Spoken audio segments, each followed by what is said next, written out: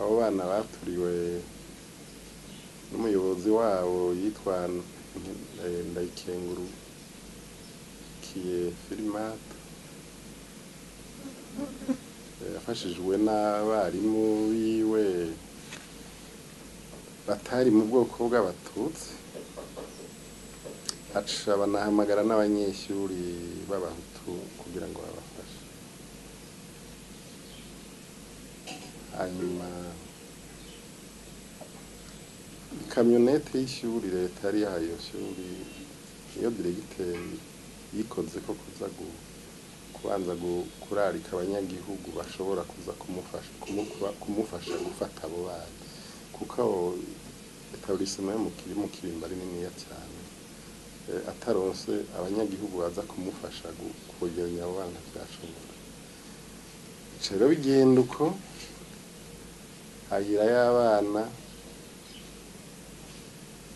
hahirayo n'abaprofeseri babo bane b'abatutsi. Abo bane bo nibo babanje kwicwa imbere y'abana, ntibashyitse no mu mucanga, baciye babakerera barabica. Hahirayo mbere n'abanyagihugu 10 harimo umugoronome umwe. Uko rero bashoboye guhungira imwaro batubwiye icyo gihe,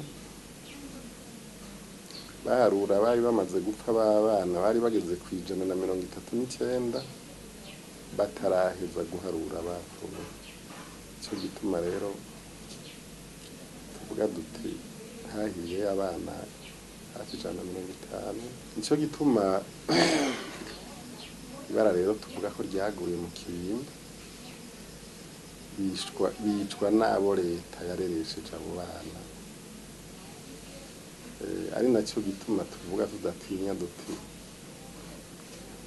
ibintu byo mu Kirimba si iby'ababyeyi gusa, ni iby'igihugu, ni ibya leta. Leta niza abo bana iyo baroye, kuko leta ntiyipfa, leta ni immortel. Nejo ubundi mu gitondo habaye imanza, abo bana twasaba leta nizo iyo yabashyize ko twe twabajyanye ku ishuri, aho kudusubiza abo bana baronse amadiplome. Babwiye